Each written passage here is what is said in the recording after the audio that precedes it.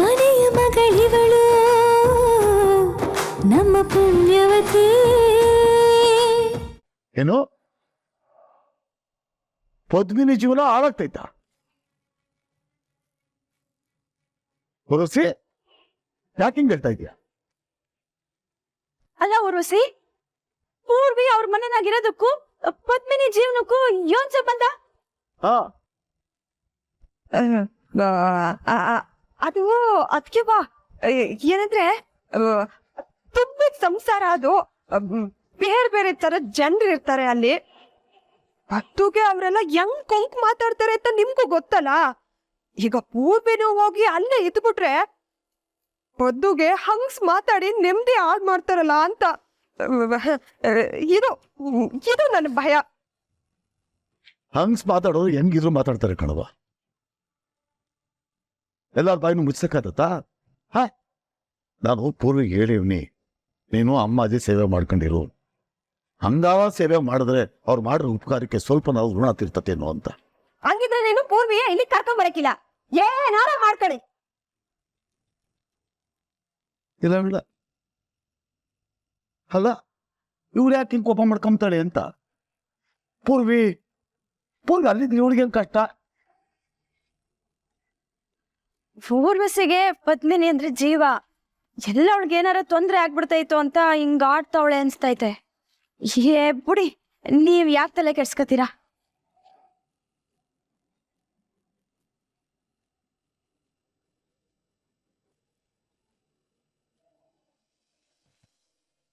ಬೇರೆಯವ್ರ ಮದುವೆ ಮಾಡ್ಸೋದು ಹಾಗಿರ್ಲಿ, ನಿನಗೊಂದು ಮದುವೆ ಆಗಿದೆ ಅನ್ನೋ ನೆನಪಿದ್ಯಾ? ಮೊದ್ಲು ಅದನ್ನ ಹೇಳು. ಅರೆ ಜನಾರ್ದನ್, ನೀನ್ ಯಾವಾಗ ಬಂದೆ? ಈಗಷ್ಟೇ ಬರ್ತಿದ್ದೀನಿ ಚಿಕ್ಕಮ್ಮ. ಫ್ಲೈಟ್ ಹತ್ತದಾಗ ಇವಳಿಗೆ ಕಾಲ್ ಮಾಡಿದೆ. ತನ್ನ ಗಂಡ ಇಷ್ಟು ದಿನ ಆದ್ಮೇಲೆ ಬರ್ತಿದ್ದೀನಿ ಅನ್ನೋ ಒಂದು ಖುಷಿ, ಒಂದು ಎಕ್ಸೈಟ್ಮೆಂಟು ಇಲ್ಲ ಇವಳಿಗೆ. ಈಗ ನೋಡಿ, ನಾನು ಎದುರುಗಡೆ ಬಂದು ನಿಂತಿದ್ರು ಒಂದು ರಿಯಾಕ್ಷನ್ನೂ ಇಲ್ಲ. ಸರಿ, ನಾನು ಹೋಗಿ ಮಲ್ಕೊಳ್ತೀನಿ. Good night.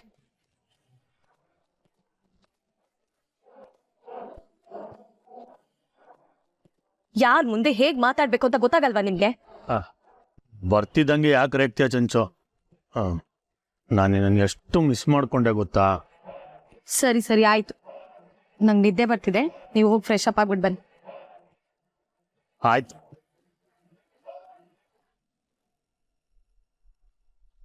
ಅಲ್ಲ, ಅಮ್ಮಾಜಿ ಯಾಕೆ ಪೂರ್ವಿನ ಈ ಮನೆಗೆ ಕರ್ಕೊಂಡ್ಬಂದಿದ್ದಾರೆ? ಅವಳು ಇದೇ ಮನೇಲಿ ಇರ್ಸ್ಕೊಂಡು ಹುಡ್ಗನ್ ಹುಡುಕ್ತೀನಿ, ಮದ್ವೆ ಮಾಡಿಸ್ತೀನಿ ಅಂತ ಹೇಳ್ತಿದಾರಲ್ಲ.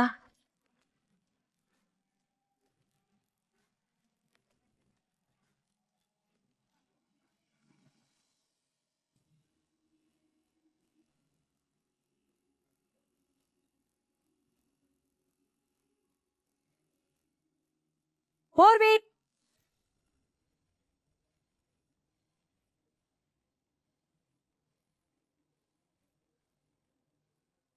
ಏನ್ ಮಾಡ್ತಿದ್ಯಾ ನೀನು? ಮನೆ ಕೆಲಸ ಮಾಡ್ತಿದ್ದೀನಿ ಅಮ್ಮಾಜಿ. ಈ ಕೆಲಸ ಮಾಡೋ ಅಂತ ನಿನ್ಗೆ ಯಾರು ಹೇಳಿದ್ದು? ಯಾರು ಇಲ್ಲ ಅಮ್ಮಾಜಿ, ಆದ್ರೆ ಈ ಮನೇಲಿ ಸುಮ್ಮನೆ ಇರೋದಕ್ಕೆ ನನಗೆ ಹಿಂಸೆ ಆಗ್ತಿದೆ. ನೀವು ನನ್ನನ್ನ ಓದಿಸ್ತಾ ಇದ್ದೀರಾ, ನನ್ ಜವಾಬ್ದಾರಿ ತಗೊಂಡಿದ್ದೀರಾ, ಅಪ್ಪಯ್ಯನ್ಗೆ ಉಳ್ಕೊಳಕ್ಕೆ ಮನೆ ಕೊಟ್ಟಿದ್ದೀರಾ, ಕೆಲ್ಸ ಕೊಟ್ಟಿದ್ದೀರಾ, ಇಷ್ಟೆಲ್ಲ ನೀವು ನಮ್ ಸಲುವಾಗಿ ಮಾಡಿದ್ದೀರಾ. ಆದ್ರೆ ಅದಕ್ಕೆ ಪ್ರತಿಯಾಗಿ ನನ್ನ ಕೈಯಲ್ಲಿ ಏನು ಮಾಡಕ್ ಆಗ್ತಿಲ್ವಲ್ಲ ಅಂತ ನಿಂಗೆ ಕಾಡ್ತೈತೆ ಅಮ್ಮಾಜಿ. ಅದಕ್ಕೆ ನಿಮ್ ಎಲ್ರ ಸೇವೆ ಮಾಡ್ಕೊಂಡು ನಿಮ್ ಋಣಾನ ಸ್ವಲ್ಪ ಮಟ್ಟಿಗಾದ್ರೂ ತೀರ್ಸೋಣ ಅಂತ. ಮತ್ತೆ ಬಾಯಿ,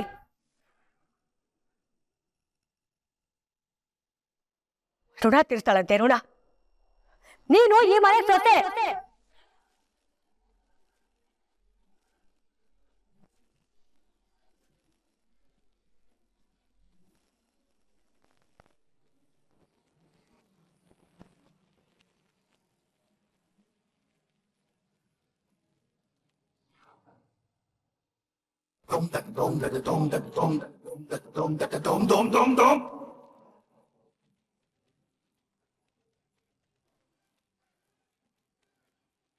ನೀನು ಈ ಮನೆ ಸೊಸೆ ತಂಗಿಯಮ್ಮ.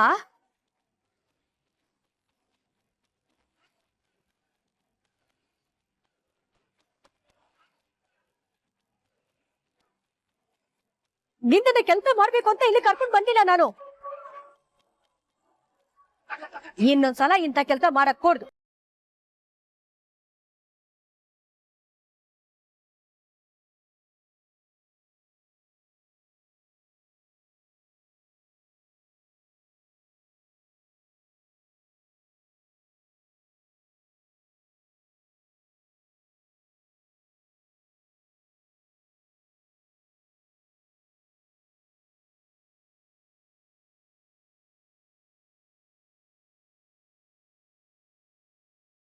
ಪದ್ಮಿನಿ,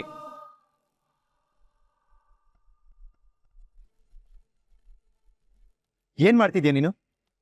ನೀನ್ ಯಾಕೆ ಕೆಲಸ ಎಲ್ಲ ಮಾಡ್ಬೇಕು? ತಲೆ ಕೆಟ್ಟಿದ್ಯಾ ನಿನಗೆ? ನಿನಗ್ ಮೊದ್ಲೇ ಹುಷಾರಿಲ್ಲ. ಈ ಟೈಮಲ್ಲಿ ಕೆಲಸ ಎಲ್ಲ ಮಾಡ್ಬೇಕಾ ನೀನು?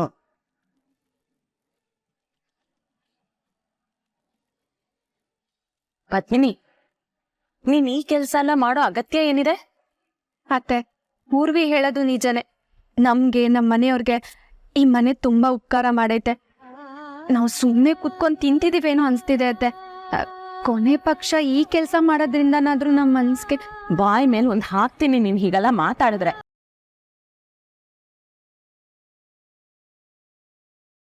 ಈ ಮನೆ ಸೊಸೆ ಕಣಮ್ಮ ನೀನು. ಇಲ್ಲಿ 3 ಹೊತ್ತು ಕೂತ್ ತಿಂದ್ರು ಯಾರು ನಿನ್ನ ಏನು ಕೇಳೋದಿಲ್ಲ.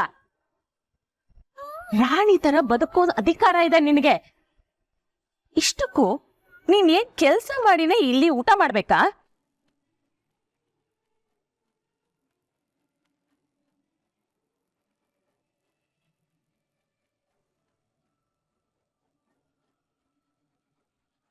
ಅಮ್ಮಾಜಿ ಮನೆ ಸೊಸೆ ಅಂದ್ರೆ ಹೇಗಿರ್ಬೇಕು ಗೊತ್ತಾ? ನೋಡು, ಇದೇ ಕೊನೆ. ಇನ್ನೊಂದ್ಸಲ ಏನಾದ್ರೂ ಗುಡಿಸೋದು ಒರ್ಸೋದು ಅಂತ ಕೆಲ್ಸ ಮಾಡಿದ್ರೆ ನಾನ್ ಸುಮ್ನೆ ಇರಲ್ಲ.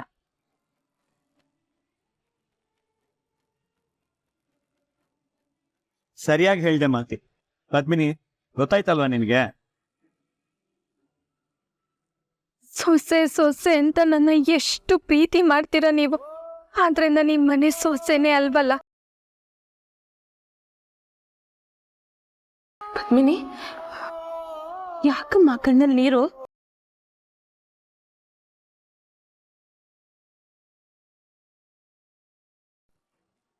ಅತ್ತೆ, ನನ್ನ ಫ್ರೆಂಡು ಲಕ್ಷ್ಮಿಯವ್ರ ಅಕ್ಕ ಭಾಗ್ಯಕ್ಕ ಇದ್ದಾರಲ್ಲ, ಅವರು ಮದ್ವೆ ಆಗಿ SLC ಓದ್ತಿರೋ ಮಗಳಿದ್ರು ಈ ವಯಸ್ಸಲ್ಲೂ ಅವ್ರಿಗೆ SLC ಓದ್ಬೇಕಂತ ಆಸೆ ಪಟ್ಟಾಗ ಅವ್ರ ಅತ್ತೆ ಕುಸುಮ ಆಂಟಿ ಭಾಗ್ಯಕ್ಕನ್ನ ಓದಿಸ್ತೀನಿ ಅಂತ ಹೇಳಿದ್ರಂತೆ. ನಿಮ್ ಈ ಪ್ರೀತಿ ನೋಡಿ ನನ್ಗೆ ಅವ್ರು ನೆನ್ಪು ಬಂದ್ರು ಅತ್ತೆ. ಓ, ಕಾವೇರಿ ಅಕ್ಕ ಕುಸುಮ ಅವ್ರ ಸೊಸೆ ಭಾಗ್ಯ ಬಗ್ಗೆ ಅಲ್ವಾ ನೀನ್ ಹೇಳ್ತಾ ಇರೋದು? ನೋಡು ಪದ್ಮಿನಿ, ಸೊಸೆ ಆಸೆ ಕನಸುಗಳನ್ನ ಕಿತ್ಕೊಳ್ಳೋಳು ಅತ್ತೆ ಅನ್ನಿಸ್ಕೊಳಲ್ಲ. ಅತ್ತೆ ಸೊಸೆ ಆದವಳಿಗೆ ತಾಯಿ ಆಗ್ಬೇಕು. ಆಗ್ಲೇನೆ ಆ ಸ್ಥಾನಕ್ಕೆ ಒಂದ್ ಬೆಲೆ ಸಿಗೋದು.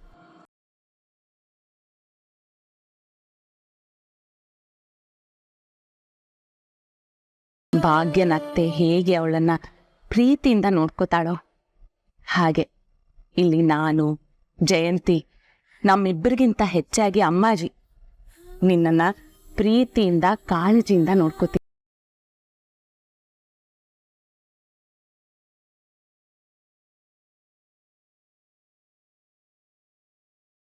ನಿನಗೇನೇ ಬೇಕಿದ್ರು ಅಮ್ಮಾಜಿ ಹತ್ರ ಕೇಳ್ಕೊಂಡ್ರೆ ನಿನ್ನ ಆಸೆನ ಅವ್ರು ಖಂಡಿತ ಈಡೇರಿಸ್ತಾರೆ.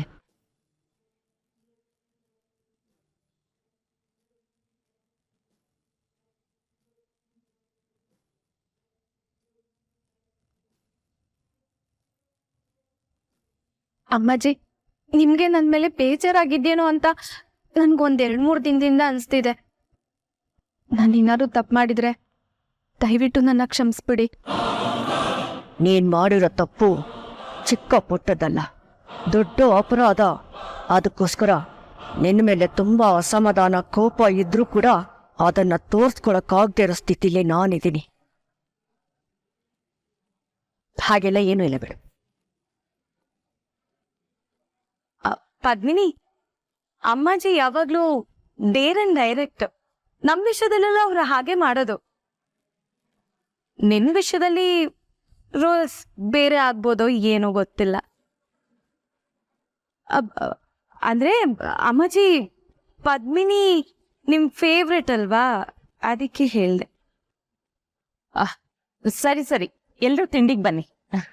ಹೌದು, ತುಂಬಾ ಹಶ್ವಾಗ್ತಿದೆ.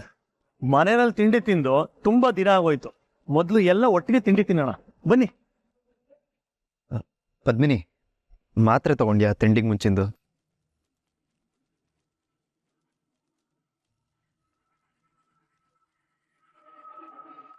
ಚಂಚಲ, ಯಾಕೆ ಕುಂಟ್ತಾ ಇದೆಯಾ? ಕಾಲಕ್ಕೆ ಪೆಟ್ಬಿಟ್ಟ?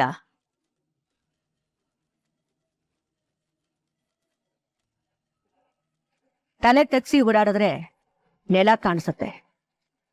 ಎಲ್ಲೋ ನೋಡ್ಕೊಂಡು ಓಡಾಡಿದ್ರೆ ಹೀಗೆ ಪೆಟ್ಟ ಮೇಲೆ ಪೆಟ್ಟು ಬೀಳತ್ತೆ. ಅಮ್ಮಾಜಿ, ಯಾಕೋ ನಮ್ಮಿಬ್ರು ಸೊಸೆಂದ್ರಿಗೂ ಟೈಮ್ ಸರಿ ಇಲ್ಲ ನೋಡಿ.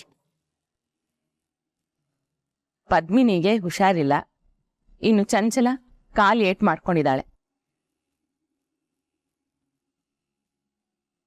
ಅಕ್ಕ, ಬರೀ ಸೊಸೆಂದಿರ್ಗಷ್ಟೇನಾ?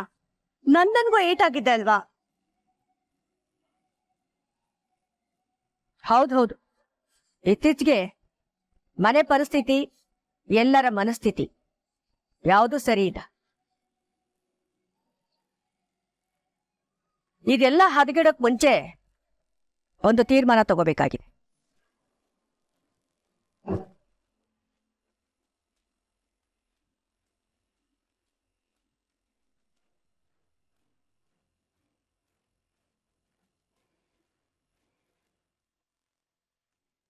ಇನ್ನು ಮುಂದೆ ನಂದನ್ನು ಪದ್ಮಿನಿ ಜೊತೆ ಇರೋ ಹಾಗಿಲ್ಲ.